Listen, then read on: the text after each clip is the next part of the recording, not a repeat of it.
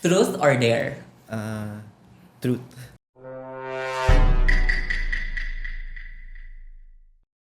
Why would you be the next Miss Universe?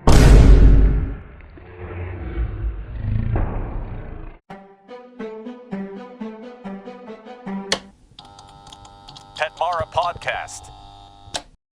What's up for parents? Welcome to another episode of the Pet Mar Podcast. Where in this show, we will talk about pet tips, pet discussion, and pets' overall health. We want to promote the responsible fur parenting. Therefore, we want to advocate to give our pet the best nutrition for a lifetime with our major sponsor, Pet Mara. For those of you who haven't watched the episode, just click here para masubaybayan mo yung napakagandang discussion namin from the LGBTQ couple, from our lesbian couple, kung ano yung naging journey nila, struggles and love, lahat ng paglalaban, lahat ng pagmamahal na nabibigay ng mga fur babies. Just click here para matutunan mo ang sarap ng pagmamahal at paglaban. Today, we will be having our very first Q&A podcast. In this episode, we will be answering the questions you sent through social media with our guest today, who has a specialty in this kind of field. I am very excited to present to you Dr. Ben Salera. How you doing, Doc? I'm doing good. Ay, sinimulan ko kasi ng English eh. So, tutuloy na ang English. So, Doc, very special tong podcast na to kasi mas lumalaki yung community namin. And of course, habang lumalaki yung community, we get to meet another concerns, and then we have another questions in mind kasi may mga na-experience na bago. That's why we actually invited you para at least tamang tao yung sasagot ng mga questions nila. How do you feel about that, Doc? I think that magandang bagay siya na makakatulong doon sa community yun na ma-answer yung mga questions, and kung may mga iba pa silang concerns regarding their pets. Yes. Actually, Doc, this only shows that we care a lot to the community.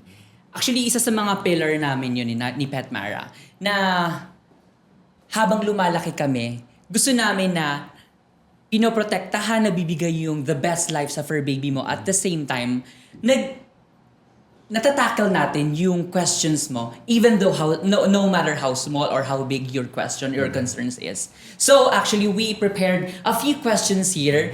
Ito mga selected questions lang to na we divided sa 3 selected items. So the first item namin ay naka-focus sa behavioral and lifestyle. The second is the sickness, and the other one are other concerns, which is yung parang it's not related to Pet Mara na, but of course we care to our fur parents na nasa community. Pinakinggan pa rin namin sila. So hindi lahat ng mga questions to Doc, dahil we gathered hundreds of questions, ganun kalala siya, Doc. Pero pinili muna namin, this is just for this episode. But for those people na hindi mo na namin nasama yung questions, just wait. Dahil marami pang episode to, guys, mind you, because we care a lot and we love our Pet Mara family. Okay, Doc, are you ready? Yes, I'm ready. But before that, let's just break the ice. Okay. Are you up for a truth or dare? Yes, I'm game for that. Okay, just pick truth or dare. Truth. Truth. Okay, Doc. Ayaw na ng dare. Sige, for the truth, naka-ready na dito, Doc. Hinga ka muna, Doc. This is kinda confidential and at some point very intriguing. The question is, why would you be the next Miss Universe? Oh. Joke lang! Okay, eto na talaga yung totoong question. Single ka ba? Yes. Ay, hindi na talaga! Just kidding. Ano ba yan? Ang landi mo! No. Mais ka. Sige, Doc. Ito na talaga. Totoo na talaga to. Ito na. Okay. Truth. Nagsinungaling ka na ba sa pet owner about sa tunay na kondisyon ng fur babies niya para lang hindi masaktan yung feelings nila tungkol sa tunay na kalagayan ng pet nila? Para sa akin is never ko pa nagawa yun sa fur parents or dun sa mga clients namin. Since ang pinaka-important din kasi is alam nila kung ano yung nangyayari dun sa body or dun sa katawan ng pet nila. At saka para ma-inform din sila kung ano yung mga pwedeng next steps or choices na pwedeng lang gawin.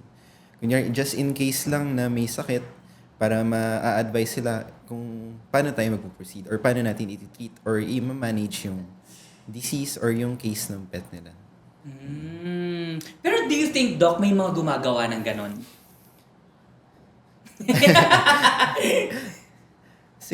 Meron siguro sometimes.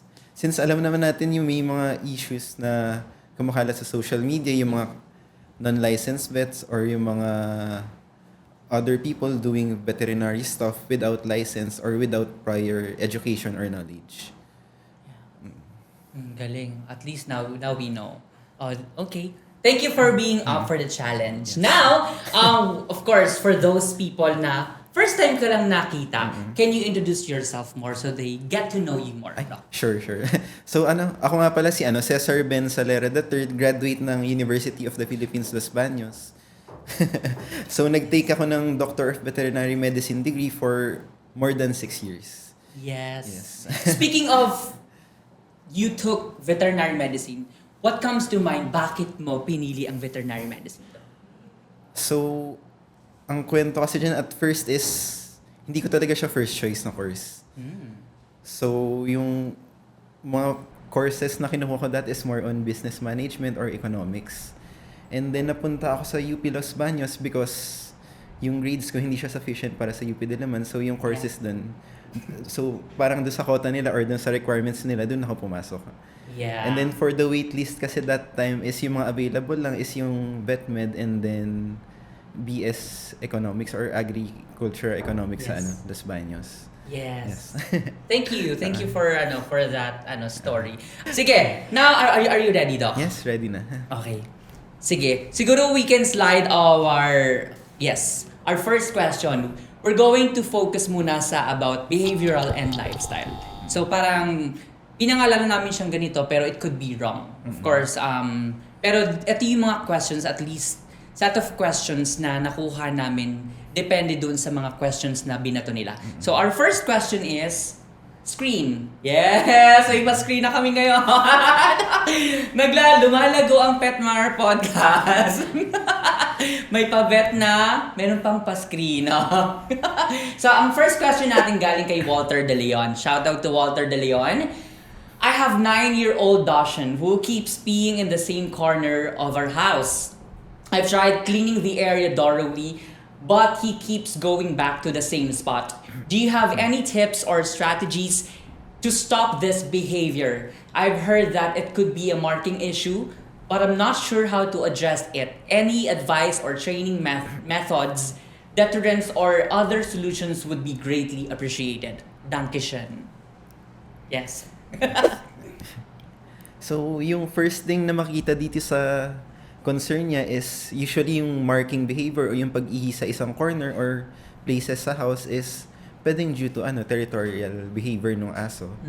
So yung mga common na ina-advise namin sa clinic pag may ganyang cases is usually kung hindi pa castrated yung dog, nire-recommend na in-neuter or i-castrate siya.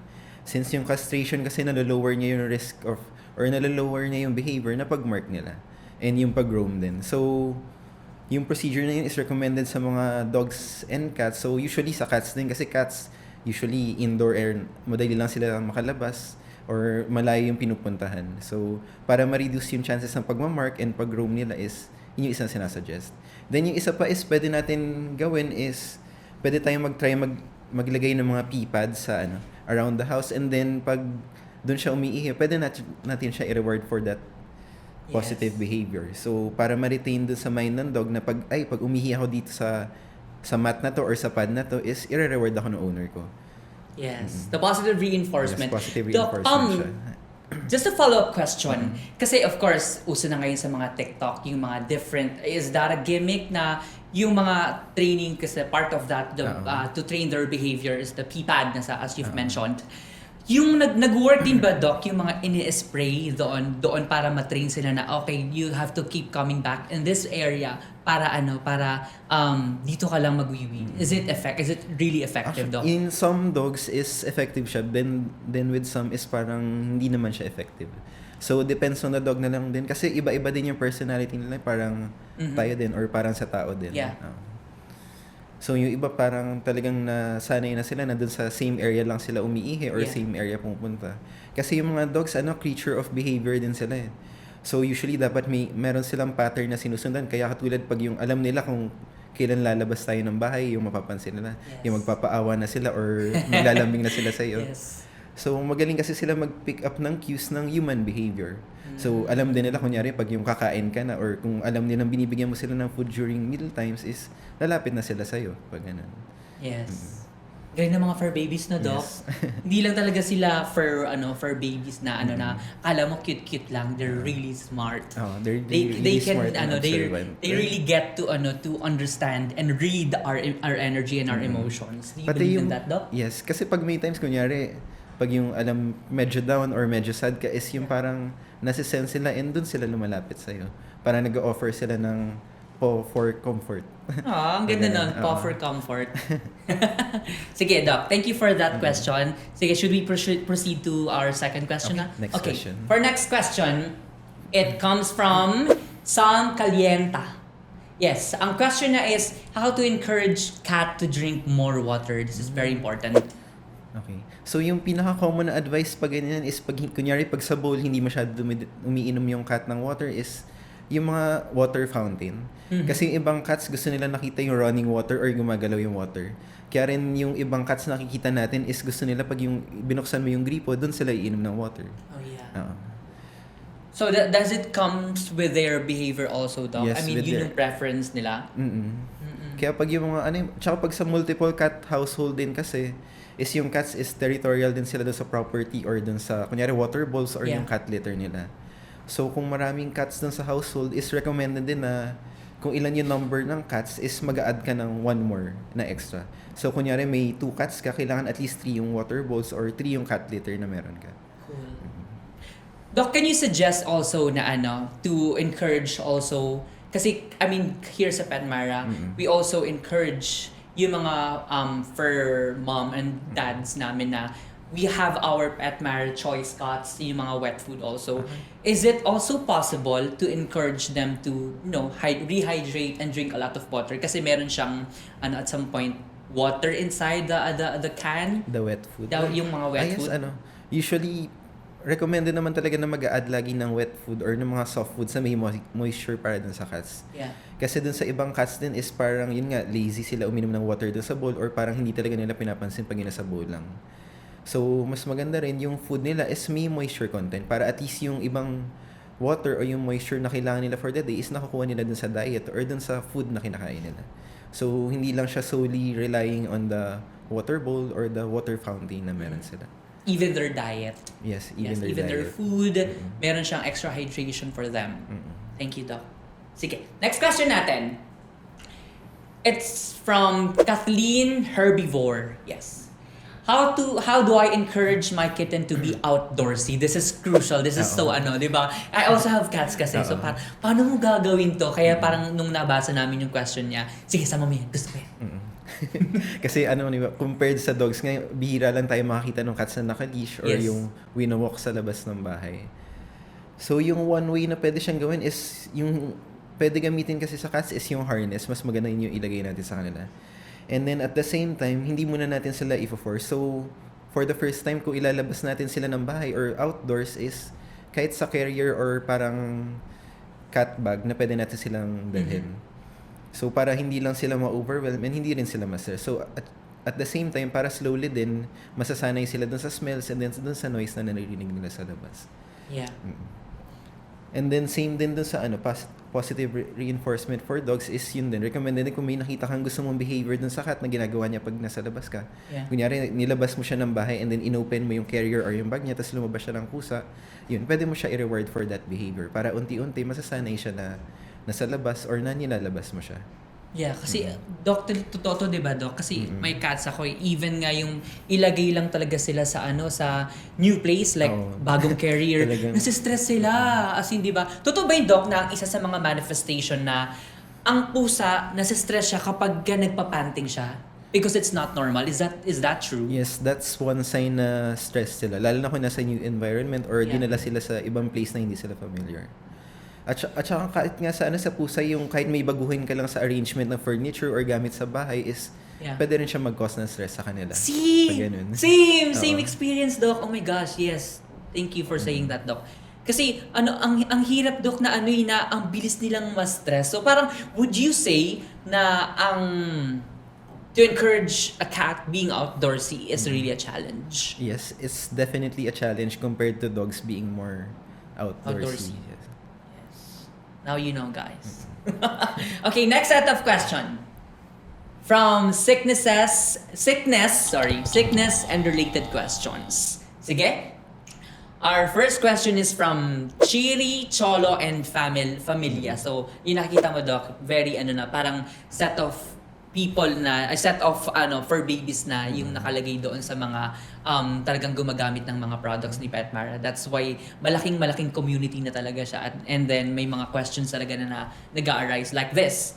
Why are my cats vomiting hairballs since I've been feeding them Petmara dry food? This is it's really important to kasi may mga pumapasok kami mga bagong mga set of questions na sinasabi nila siguro hindi lang isa, dalawa, tatlo, madaming questions to yun na parang after kong magbigay ng Petmara, bakit nagva-vomit? I mean, sa akin naman yung scenario ko naman, nagbigay ako ng Petmara pero hindi naman nag-vomit. Bakit ganun siya, Doc? Okay, kung regarding naman kasi sa hairball is usually depende siya sa breed ng cat mo. So yung mga long-haired na breeds kasi compared mo yung sa puspin na short yung hair nila or short yung fur nila is mas prone talaga sila mag-develop or mag-accumulate ng hairball sa stomach or dun sa intestines nila. So then may times din kasi pag yung nag-offer ka ng bagong food or ng bagong diet sa kanila is pwede siyang mag-cause ng gastrointestinal upset. So, kaya yung recommendation namin pag dun sa mga clients, kunyari, gusto nila mag-try, ay, Doc, gusto ko i-try itong bagong food na to. So, paano ko siya gagawin or paano ko siya isi-switch? So, usually, ang recommendation namin is gradual yung pag-shift ng diet nila. So, kunyari, for the first few days is small amount muna ng new food. So, siguro mga 25% ng new food, tas 75% ng old food niya. Yeah. Then, gradually, over the next few days, magiging 50-50 siya, then magiging 75-25, until mag-fully 100% dun sa new diet na siya. Para lang din hindi ma-stress or hindi ma-upset yung gastrointestinal system nila. Yeah. Kasi meron, katulad sa tao din, may mga sensitive yung stomach. Kunyari, first time makakain ng ganitong klaseng pagkain. Pwedeng yung iba nag-allergy, yung iba nagsusuka or nagtatae after. So, same din sa mga pets natin. So, yung sudden changes sa diet, pwede siya mag-cause ng vomiting or kunyari, in some cases, yung paglambot na stool or diarrhea. Yes. Wow. I mean, that explains everything. So, is it true, Doc, na isa rin sa mga factor kung bakit nagsusuka yung mga cats or dogs, let's just say that, it's because, is it true that once a fur baby eats a dry kibble, nag-e-expand siya sa stomach, therefore mas napupuno siya, tapos hindi kinakaya ng capacity ng stomach niya to the point na navo-vomit niya. Is that true? Kung sa cases na overfeeding, totoo siya minsan yung Yeah. Pero pag yung tamang amount naman yung kunyari suggested serving or yung suggested amount ng brand yung sinunod mo is I don't think mangyayari yung ganung cases, yung ma-overfeed and then magkakause siya ng vomiting. Yeah. Normally, Doc, yung ganitong transition and vomiting, until gaano siya katagal na naglalast? Yung pag-switch ng diet nila. Yes, Doc. So usually yung pag-switch ng new diet is usually at least 1 to 2 weeks yung tinatagal. 1 to 2 weeks. Paano, Doc, after 1 or 2 weeks na nakapag-transition ka na meron pa ring vomiting na nangyayari? So pag yung mga ganun, pag yung mga cases na after 1 to 2 weeks, pag nagva-vomit pa rin sila is recommended na better ma-check kasi may possibility baka hindi suited sa kanila yung ganung diet. Yung new food. Yung new food Kasi, nila. Doc, totoo yun, di ba? We have to consider the other factors also. I mean, I'm not a vet, pero at some point, may mga knowledge tayo na, example, allergic reaction. Just like human. May Yes. mga points din na hindi sa atin nag-work yung mga active ingredient like chicken, Oo. mga ganon. So, I mean, I believe it's also an allergen, doc, right? So, parang if ma-intake natin to, or example, yung tao allergic sa shrimp, ganon, may mga possible na reaction sa kanya. Oo. So, is it true, Doc, na we really have to consider also yung mga active ingredients that's inside the packaging of, that's inside the kibbles? Yes, that's also true for them. Yes. Kasi yung for allergic reactions, yung commonly kasi iniisip natin pag allergies is yung sa skin. Yung sa skin or sa respiratory, kunyari yung magkakaroon ng rashes or yung mamamagay yung mukha and mahihirapan makahinga. Kasi yung allergies, hindi lang siya limited dun sa skin and sa respiratory. So, yung allergies, meron din siya effect dun sa gastrointestinal system, sa stomach, and then sa intestines din nila. So, yun yung, in some cases, nagkakos ng vomiting and then nung paglambot ng stool nung pets natin. Thank you, Doc. Ang galing na-explain lahat ng mga stuff na na kini-question ng other users namin. Thank you, Doc. Sige, next question natin. From Paring Pedro Isatukat. Ang ganda namang ginagawa niyang content sa amin, Doc. Talagang nag-e-effort sila. So may question siya. How to avoid UTI in cats po? And is it true po ba na mas often ito sa mga male cats? Dankeschön.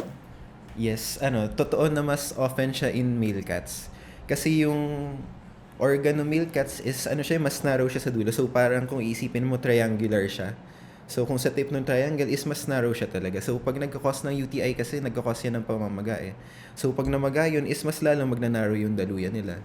And then in some cases, pag yung mga worst cases is nagkakaroon sila ng small stones or crystals na tinatawag. So yun pa yung ibang pwede mag-cause nung blockage yun sa daluyan ng ihi ng male cats. So kaya din sinasabi na mas common or mas prone yung male cats compared dun sa female na magkaroon ng UTI or yung blockage nung urinary pathways nila. So para naman yung ma-avoid siya is yung pinaka-recommended talaga is yung sa diet nila. Kasi pinaka number one suspect pag yung may clients kami or patients na may UTI or hirap umihi is una namin tinatanong sa history ng patient or ng client is kung anong food yung pinapakain dun sa pusa or dun sa dog nila. Yes. And then at the same time, kailangan din natin malaman yung nila, kung malakas ba or mahina uminom ng water yung pet nila. Kasi linked din yung UTI dun sa hina or pag konti lang yung iniinom na water. Yes. Oo. That's a good point, Doc, no? Yung sinabi mo na isa sa mga factor din kung bakit nagkakaroon ng UTI is because of their food. That's why hindi ako vet. Kung sasabihin to, pero I would suggest, highly encourage our fur parents who uses pet food, dry food that they consume. We have to make sure, Doc, right, na they have to make sure na the food is registered in Bureau of Animal Industry. Yes. Kasi they are the one who check for the safety of the product for our pets and for ours too, right? Am I right, Doc? Yes. Tama naman. Yes. Kasi baka mali ako. Hindi naman ako vet. Parang iba yung profession ko. I am an artist. I'm just being invited here to host the podcast. Yes. Kaya katulad din ng sabi mo kanina na kaya din recommend na may wet food or yung soft food na Yeah. pinapakain dun sa mga cats. Aside dun sa dry food lang. Para din yung daily water intake nila is nakukuha nila nga dun sa diet or dun sa Yes. food nila. Yes. Doc, speaking of yung kanina kasi na-mention mo yung about sa crystals. Oo. For those people na, kasi baka ako hindi ko alam, may cats din ako. Oo. Hindi ko naman at all time busy ako, very busy for parent, ganyan. Paano ko malalaman na yung mga early signs na may UTI na yung fur baby ko? Kasi baka, all of a sudden, hindi ko talaga alam. May mga symptoms na pala siyang pinapakita. All of a sudden, may UTI na pala siya. And then, kapag hindi ko napapansin, maging severe pa, ay kamatay niya. Something like that. So usually yung mga pinaka first signs pag sa ganyan is yung kunyari may cat litter sila is makakita tayo ng droplets or ng ihi outside their cat litter. Kasi ibig sabihin pag ganun is hindi nila nakokontrol or talagang may times na nagde-drip out yung urine kasi nahihirapan sila makaihi. And then yung secondly is yung pag nakikita natin sila na parang matagal na naka-squat or naka-strain tas walang lumalabas na either pupo or ihi. So yun yung mga signs na kailangan natin i-watch out. Yes. Pag yung for early signs of UTI sa cats. Yes. So, very important pala talaga yung lifestyle na binibigay natin sa kanila, especially the food. For us to really prevent that from happening, the UTI, we really have to give them the best food as much as possible. So we have to be cautious sa mga ibibigay natin sa kanila. Effective ba, Doc, kung sakali na naging paraning na ako, ganyan? Kahit na bio-registered, is it effective to, Doc, na lutuan ko na lang sila? Would you suggest that? Yes, kung lulutuan naman sila, is yung recommended is yung mga bland food or bland diet lang. So, usually mga boiled meat, boiled vegetables, or yung mga fruits yung mga pwede natin ibigay sa kanila. So, yung pinaka-safe na lang is wag tayong mag-a-add ng salt or any seasonings dun sa food or human food na ipe-prepare natin para sa kanila. Para ma-avoid na lang din yung cases na katulad niya magkakaroon ng UTI or yung kidney problems in the future. Yes. And this goes for dogs and cats. Yes, for dogs and cats as well. Yes. Galing ni Doc. Okay, next question natin. Okay, from MG Hamora Zapanza. I have a problem with your cat food kitten. So, ito yung existing product natin ng Petmara. I've tried it, but my kitten and adult cat vomit and experience diarrhea during the transition from a different brand to your product, which I think na-discuss na natin kanina. Yes, Pero siguro for MG's formality, yan, sabihin natin na ganon, for his sake, can we at least address again the question for her? Okay, sure. So, katulad nung sinabi kanina is yung recommended is yung gradual na pag-shift nung diet nila. So, at least over 1 to 2 weeks, dun natin gradually idadagdag ng paunti-unti, and then over the next few days or next few weeks is yun. So, yung start nga is yung 25-75, 50-50, and then 7-25-25 until purely 100% yung new food na. For 2 weeks. For 2 weeks. So, pag more than that na, tas nagper-persist pa rin yung symptoms, katulad ng vomiting, may chance na baka hindi talaga, katulad ng sinasabi ng iba, is hindi sila hiyang dun sa ganong klaseng food or yung sa ingredient ng food na yan. Yes. So, kung sa iba naman kasi yung ibang pwede pang causes ng vomiting, pag kunyari may new food is yung bilis ng dog or cat sa pagkain. So, pag yung mga masyado kasi mabilis kumain or masyado mabilis lumunok, is prone din sila to vomiting. So, kaya recommended pag yung gano'n naman yung case, pag nakikita nyo sobrang bilis kumain ng cat or ng dog, kasi minsan ginagawa nila yan pag kunyari multiple dog or multiple cat na household. So, minsan may competition and then yung iba magta-try mang agaw dun sa ibang cats. So, yung ginagawa ng mga usually dominant dogs or cats is binibilisan nila yung pagkain para makapakuha or makapang-agaw sila. And then yun yung minsan na nagkakos ng vomiting pag either overfeeding or pag masyadong mabilis nila kinain or nilunok yung food. So pag ganun namang cases is recommended namin is yung slow feeder na bowls. So yung mga bowl siya na meron parang mga studs or spikes na or parang harang para hindi nila kagad yung mga puzzled yes, na, parang puzzle siya. Para hindi nila kagad maubos or malunok lahat ng food in a short period lang. That's amazing, Doc, no? Nagmamatter din pala yung environment nila. Kung sa tingin nila may aagaw ng food nila, they eat that fast as they can para mas makarami sila ng makakonsume. Lalo na yung mga gusto mga agaw or kumuha pa na ibang food sa kasama nila sa bahay. Yun, galing. I mean, may iba't iba talaga kasi silang behavior. And then, pati yung mga gano'n nagmamanifest din. So, I mean, if I would talk to Miss MG, we also have to check that part also, Miss MG. So, yes. Thank you, Doc. Next question po natin. It's from Arlene Behosano Obien. Ano po pwedeng gawin if may sipon po ang alaga kong pusa? Aso, if wala po budget na dalhin sa vet? Oh my gosh, yes. Para, usually kahit sa clinic din, common din na nagiging problem or question yan. Kasi since yung ibang clinics may online presence na eh. Yeah. So meron silang FB Messenger or kunyari yung mga Viber na pwede mag-message yung clients. So usually marami kami natatanggap na messages or concerns na ganyan. Kunyari, wala pa budget or sa 15 or 30 pa yung sahod. So anong gagawin ko muna before dalhin yung, kunyari may sakit na yung pet ko, tapos hindi ko madadala immediately, ano yung pwedeng gawin? So usually yung nare-recommend namin is yung first aid muna. So pwede naman natin siya i-treat by symptoms and kahit supplements muna. Pero yun nga lang, nagbibigay na lang din kami ng parang warning is hindi possible, baka hindi siya totally ma-resolve or 100% gumana. Since baka may ibang underlying problem or sakit pa Yeah. yung dog or cat natin.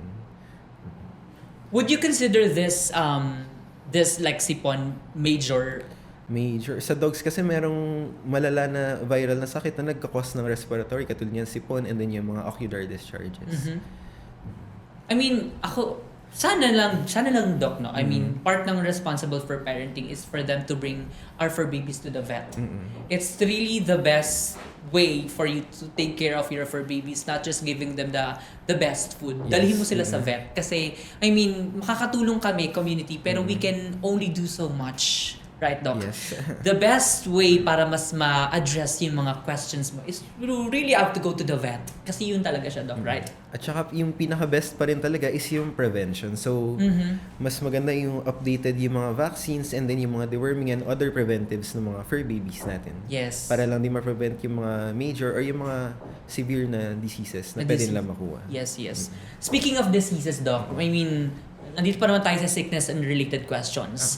Dahil tag-ulan na ngayon, Doc. Is it true? Kasi parang normally sinasabi tuwing tag-ulan, mas it's the parvo is always at peak. Kasi like the parvo daw na example, nagkaroon ng parvo sa isang area. Yung water, tinataas niya yung virus na nakastay dun sa may lupa. Tapos yung mga unvaccinated dogs will get infected. Parang nabubuhay yung virus tapos bumabalik sa parvo and then nahahawa sila. Lalo na ngayong tag-ulan. What do you think about that, Doc? Pag ganun, may possibility talaga, lalo na kung hindi totally na-disinfect yung surrounding or yung area kung saan nagkaroon ng unang case ng parvo. So, yung transmission kasi niya is usually sa fecal-oral or either galing sa bibig or sa puwet nila. So, usually kasi pag yung parvo, yung iniisip natin is yung vomiting and yung diarrhea. So, natatransmit siya usually close contact or pag yung naka-come into contact sila doon sa contaminated na feces or infected na feces nung dog na may parvo. Yes. So, aside from doon sa water na pwede magtaas or pwede magkalat ng virus, is pinaka-suspect talaga is yung ibang dogs or yung mga persons na nakaapa, kunyari maduming tubig or maduming feces dun sa labas ng bahay nila. And then kasi yung mga ibang dogs natin mahilig mag-amoy ng paa or ng sapatos or tsinelas natin na galing Ililik sa yung labas. katawan natin from Oo. the labas. Yes. So yun, pwede nilang makuha. At the same time din, kunyari pag may mga other dogs, yung nilalabas natin sila or pinapasyal yung mga pets natin, kunyari nag-aamoy-amoy sila sa ground, meron mga ihi or mga pupo na ibang dogs. Yes. Yun yung other ways na pwede nila makuha yung ganun sakit. Pero regarding sa season is all year round naman active yung parvo or talaga nagkakaroon ng cases ng parvo sa Pilipinas. Opo. Ito lang talaga yan, prevention is better than cure. Yes. For us to prevent our fur babies having parvo, update their vaccine. Ganun lang yun. Part yun ng pagiging responsible for parenting natin. Now that we love them so much, part of it is to update their vaccine. Yes. Go to your vet. Ayun, may question yung natin. Yung mga staff natin, Doc. May parvo din ba yung pusa? Pusa. That's interesting. Yes, meron silang virus pero hindi siya related siya sa parvo, though hindi parvo yung pinakapangalan niya pag sa cats. Yung tawag sa kanya sa cats is feline panleukopenia virus. Usually tinatawag lang siyang parvo kasi similarly related yung dalawang sakit na yun. With the same symptoms, Doc? Almost the same symptoms. Almost the same, like yung vomiting, pagtamlay, and then yung diarrhea din. Ngayon, Doc, yung if example, castrosum, what's that? Yung sa cat, yung tawag dun sa may parvo version ng cat. Yung feline panleukopenia virus. Feline virus. Yes. kaya usually parvo, feline parvo. Nakakahawa din ba siya, Doc? Example, yung cat, may ganon, may something virus. Nakakahawa din ba siya sa dog?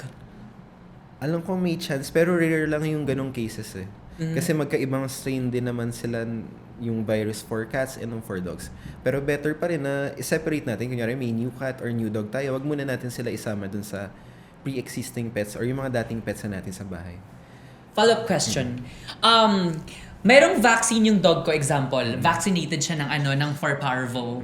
Tapos meron akong cat na nagkaroon ng feline virus.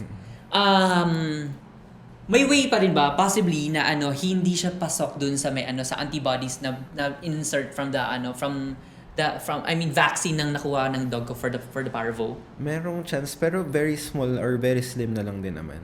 Okay. Kasi katulad din nung vaccine para sa COVID, alam ko wala naman vaccine na 100% yung protection. So, Yeah. usually kung vaccinated ka, yung in worst cases, yung pwede mangyari is yung mga mild na symptoms lang. Hindi na siya kasing severe katulad ng mga sa unvaccinated na dogs or cats. Yeah. Mm. Okay. Thank you, Doc. Oh, may question pa sa... Ay, sige, yes. Nakakalibre ng consultation. Sa case ko po kasi, nagka-parvo po yung dog ko right now. Tapos pinavet ko naman na po. May ibang ways pa po ba para mas mapabilis or mas mapagaan yung pag-recover po nila? Yung recovery kasi pag sa viral diseases is usually naka-depende sa immune system nung pet natin, nung either dog or nung cat. Kasi yung ginagawa natin sa viral diseases is usually sinusuportahan natin yung katawan niya. So, supportive treatment yung ginagawa natin. So, kaya usually yung naiisip natin pag yung kino-confine or pag nagkaka-parvo is yung sinaswero nila yung aso. So, yun kasi yung ginagawa na swero is ina-address niya yung dehydration or yung fluid deficit dun sa katawan ng pet natin na lumalabas through vomit or sa diarrhea nila. So, pinaka-best way lang na ma-support yung katawan niya is yung supportive treatment and then sundan natin yung ibang meds na binibigay. So, usually yung binibigay din dyan is nagbibigay din na antibiotic para sa parvovirus. So, kahit virus siya, nagbibigay tayo ng antibiotic kasi pag yung mahina yung immune system ng pet natin is pwedeng may mga secondary na infection. So, yun yung kinokontrol ng antibiotic and then yung mga ibang meds pa na pwedeng ibigay is yung symptomatic. Katulad yung pag-address ng vomiting and then pag-address kunyari may dugo sa pupo, nagbibigay ng medicine para ma-reduce or ma-stop yung bleeding na lalabas na sa either vomit or sa pupo nila. Nasagot naman. Oh, thank you. Oh, meron pa isa dito. Sige na, lubos-lubosin niyo na. Question ko lang po, paano gagamutin yung aso na ginagarapata? Pag yung ginagarapata, usually marami tayong choices na pang treat nun eh. So, meron tayo yung mga shampoo and mga soap and then meron din yung mga medicine na ina-apply or pinapainom doon sa aso. So, yun. Yung difference lang naman nila is pag yung pinapainom or ina-apply is mas matagal yung duration ng effect niya. Kasi meron mga tablets or yung mga, kunyari yung mga spot on your pinapatak na gamot sa aso or pusa is meron sila either good for 1 month or good for 3 months na yung epekto nila. Compared dun sa mga, kunyari, shampoo or soap yung ginagamit natin, kailangan mas regular yung pagpapaligo natin para ma-prevent yung pagkapit ng mga garapata sa kanila. Ako, Doc, follow-up ko lang yung question ko doon. Kasi sobrang mahal ko kasi mga fur babies ko. And then, hindi ako nagpabaya kailanman dun sa mga, sa mga tick and fleas prevention. Pero nagkaroon pa rin yung fur baby ko ng Ehrlichia. And of course, yung Ehrlichia, I mean, is it true, Doc, na siya, na hindi na siya mawawala sa dog? I mean, continuous na siya kapag bumababa yung immune system nila. Kasi and then, siya, what happened kaya, Doc, kung bakit siya nangyari? Nagkaroon ng Ehrlichia pa rin yung fur baby ko even though updated lahat ng mga vaccines mga and everything. preventives niya. Kasi merong mga preventives na yung kailangan kumagat muna ng tick before siya mag-take effect. So, possible pwedeng due to that or pwedeng before pa mag-start yung tick and flea prevention is dun siya nakagat. Kasi yun nga, since blood-borne disease or blood parasite yung commonly tinatawag dun sa Ehrlichia is yun nga, sa red blood cells, dun siya nagsistay. So, yung usual na sinasabi ko sa mga clients ko is yung blood parasite or Ehrlichia is magaling siya magtago sa dugo since nasa red blood cells. So, pag may time na kunyari mataas or kunyari naka-recover na siya, pag malakas na ulit yung immune system, is pwedeng hindi pala totally na-eliminate yung infection or yung bacteria. And then, yun nga, nagsistay siya sa katawan. Tapos pag may times na kunyari nasa stress or na-challenge yung immune system and then bababa siya, dun ulit lalabas yung symptoms. And then dadami ulit or magre-replicate yung bacteria. Magkakos ulit siya ng disease dun sa fur baby natin. Since recurring siya, Doc, ang suggestion, siguro parang I just have to bring my fur babies to the vet agad-agad, no? Kung saan nakita ko agad na nanghihina agad yung niya, yung immune system niya. Yes, better talaga. And then, pwede rin siya daanin sa mga multivitamins or supplements na nag-boost ng immune system ng mga pets natin. Thank you, Doc. Okay. Ayun, okay na kayo? Okay na, happy? Next slide! Ayun, sakto naman pala. Other concerns. So, actually, nandito pa talaga sa part na yun, kaya lang excited lang yung mga staff natin dito. Sige, for our other concerns category, our first question, ayan, may ganyan, Doc. Kaya meron kaming photo dito. Slide na lang siguro natin dito somewhere sa screen yung mga questions na binabasa namin. But this one, yes. From Gio Elazar de la Cruz. Good day. Allergy po kaya itong nangyari sa dog ko? Ang pula ng balat niya and madalang yung balahibo niya. Ano po kayang sabon or shampoo ang marirecommend nyo na dapat iwasang food? Thank you in advance. Okay, so dito based naman doon sa itsura or doon sa picture ng dog niya is yung manipis yung balahibo and parang maraming red spots or rashes doon sa buong katawan. Yeah. So yung mga skin concerns or skin problems kasi sa dogs usually nagpo-fall under 3 types or 3 categories lang siya. So pwede nga, yung katulad na sinasabi niya, kung allergy siya, then yung isang possibility, pwedeng parasitic or pwedeng infection yung causes. So, para dito naman yung pinaka first aid na pwede natin gawin kung hindi pa siya madadala sa vet is pwedeng i-change muna natin yung food na binibigay natin sa kanya. So, yung previous food niya or yung dating pinapakain natin doon sa pet, pwedeng wag muna natin ibigay sa kanya. Para ma-observe natin kung marireduce yung redness or yung pangangati ng dog. Para ma-rule out din natin or masabi nga natin na allergy siya. Yeah. And then at the same time is pwede tayo gumamit ng mga mild soap or shampoo. Yeah. So habang hindi pa diagnose or habang hindi pa natin alam kung ano talaga yung pinaka-problem or pinaka-nagkakos nung skin concern or skin problem ng Skin pet. problems. Actually, Doc, parang kapag may ganito ng concern yung for babies natin, magandang dali na talaga sa vet diretso, di ba, Yes, Doc? pinaka I mean, best take na it rin. from my experience, Doc. I mean, ako kasi dati nagkaroon ako ng fur baby. Hindi ko pa alam nun, saka wala pa rin naman talaga akong means nun kasi medyo bata-bata pa ako. Nagkaroon ng sarcoptic mange yung fur baby ko. Tapos hindi ko alam yun kasi normal lang naman, may garapata, nagkaroon ng pangangate. Ngayon, kinakadol ko pa rin siya kasi nga baby ko siya, Doc. To the point na nahawa na ako. Nagkaroon na ako ng sarcoptic mange sa buong katawan. Sobrang kati ng katawan ko. Kahit yung family ko nahawa na. So it's at some point prevention to our for parents out there. Na kapag may ganitong mga scenario, dali na agad sa vet, right, Doc? Yes, yun Yeah. talaga yung pinaka-best. Lalo na pag yung gano'n na yung mange or yung sarcoptic. Kasi yung commonly yung mange or yung mange na tinatawag is siya yung tinatawag Mange ba? Mali pala ako. Ay, oo. Sabi ko na hindi ako talaga vet eh. Kung sa Tagalog kasi yun yung commonly tinatawag na galis aso or galis pusa. So yun nga may possibility nga talaga siya na makahawa or mag-cause ng irritation din sa sa tao na nakakasama ng pet natin. Yes. Is it true, Doc, na kapag nagkaroon ng sarcoptic mange yung isang lugar, possible pa din na makahawa siya pabalik sa mga fur babies na papasok doon? May possibility talaga na ganun. Kaya mas maganda pag yung may nagkaroon ng ganung sakit sa bahay is maglinis or disinfect pa rin natin. Yeah. Kasi yung mites na nagkakos ng sarcoptic mange is microscopic sila.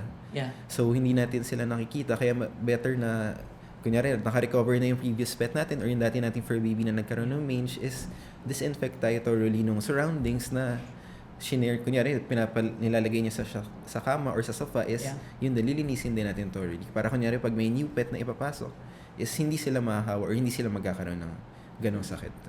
Siguro, sir, Doc, na siya, no? Parang warning sign na din siya kasi lethal din talaga siya, Doc, right?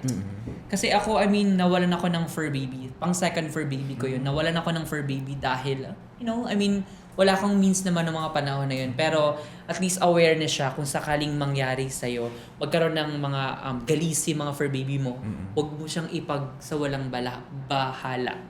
Kasi totoo, Doc, na 'di ba bumababa yung nila, yung immune system nila. To the point na baka may fur baby ka din diyan mahawa din. So prevent it from happening. Take it from me, I am also a caring fur parent, co-fur parent na who's saying this. I'm not a vet, but at least we care, I care. Yeah.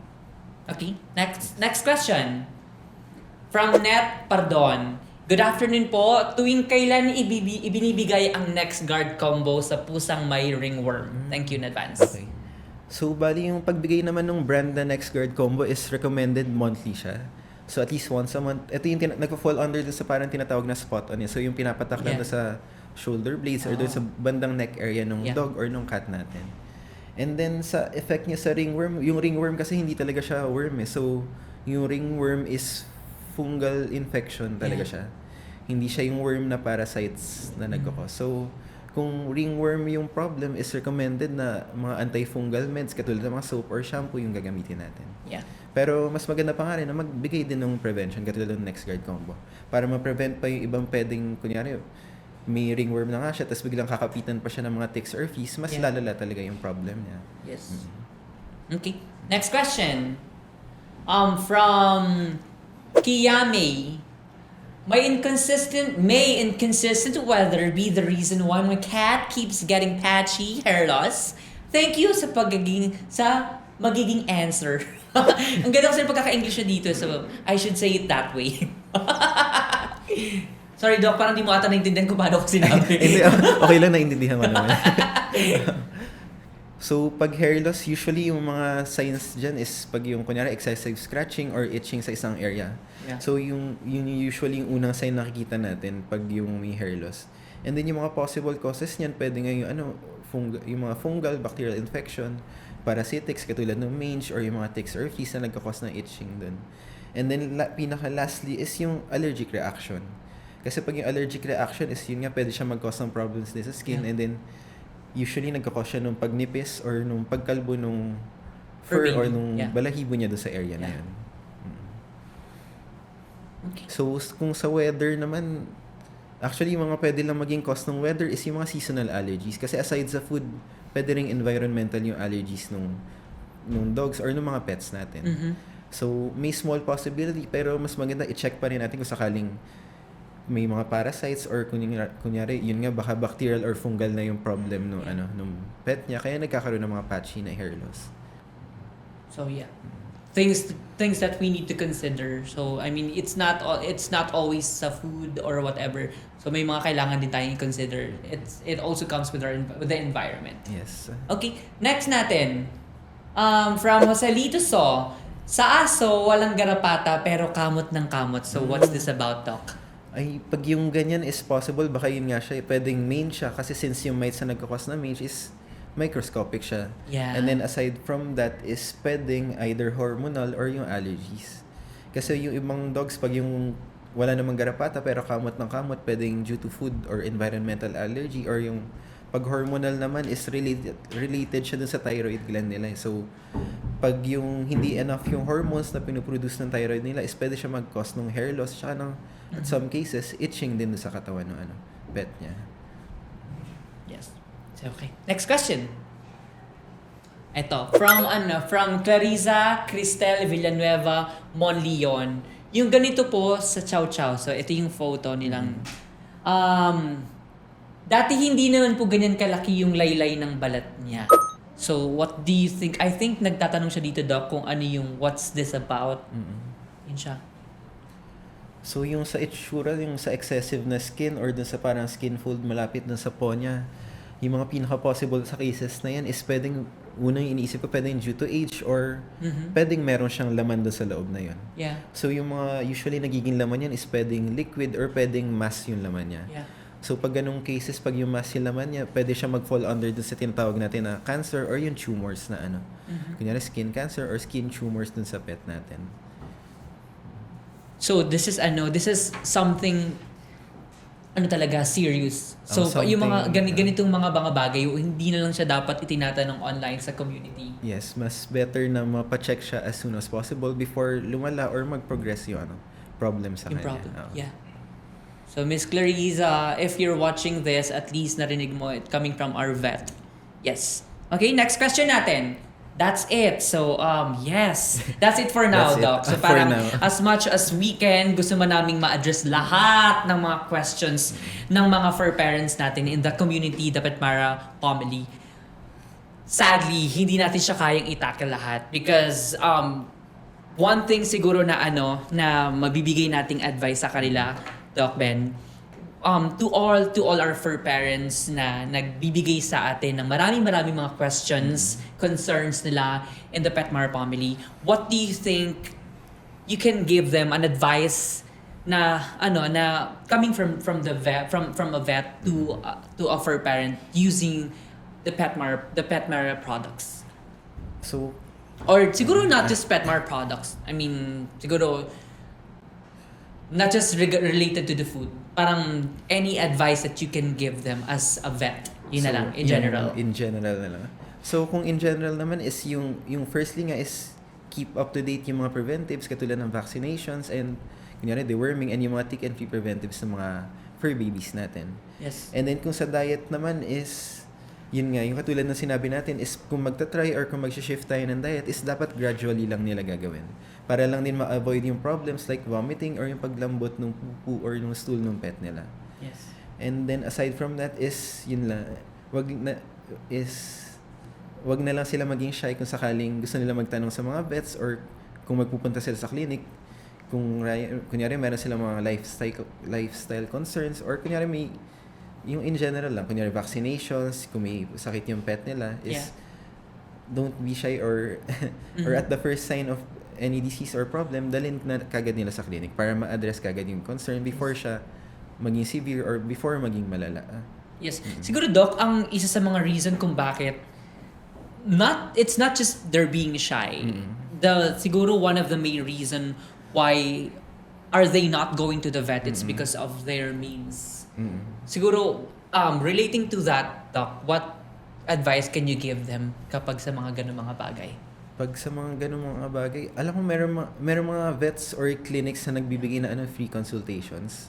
So, katulad dun sa clinic namin is may one day a week na may free consultation kami.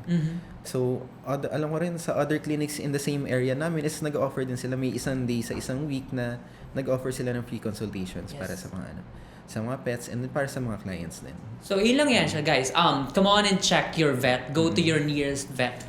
Kasi hindi mo malalaman na meron dong something affordable for you na, I mean, at least you can afford. Or, I mean, marami na I believe maraming mga organizations, right? Na nag-offer ng help to your fur babies. You just have to reach out.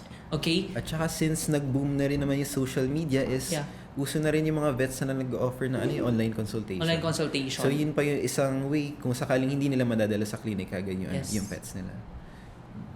Okay. Siguro next question ko, Doc. This is not for for parents, for our fur parents naman. This is for the future veterinarians. What advice can you give to the future veterinarians naman? Sa akin naman just work hard and stay strong.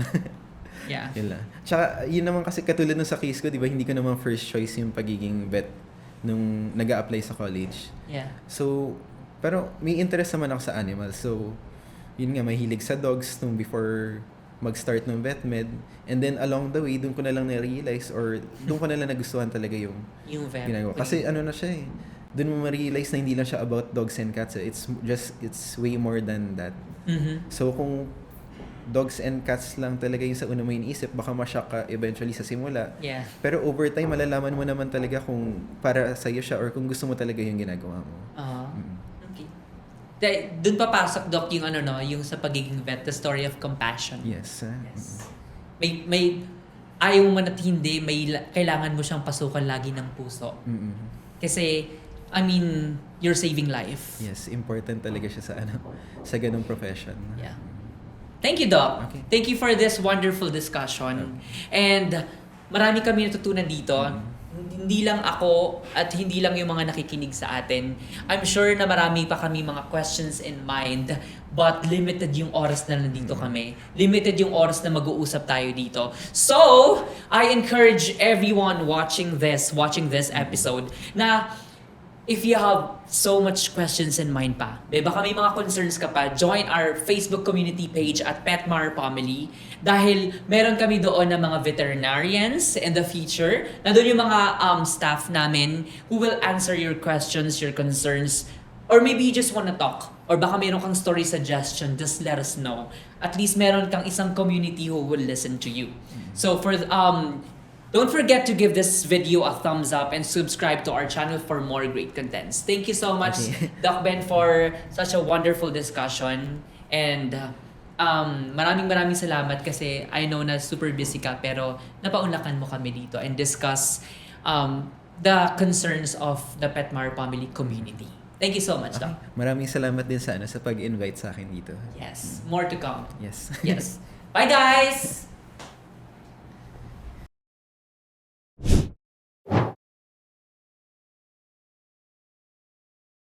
If you enjoyed this video and you want to see more, don't forget to give us your support by giving us a thumbs up and subscribe to our channel for more great contents. Are you looking for a pet community to share your concerns or story suggestions for our future episodes? Join our Facebook community page at Petmar Pomeli, and don't forget also to follow us on our socials at Petmara. I hope you enjoyed this exciting episode, and I look forward to seeing you on the next one. Bye!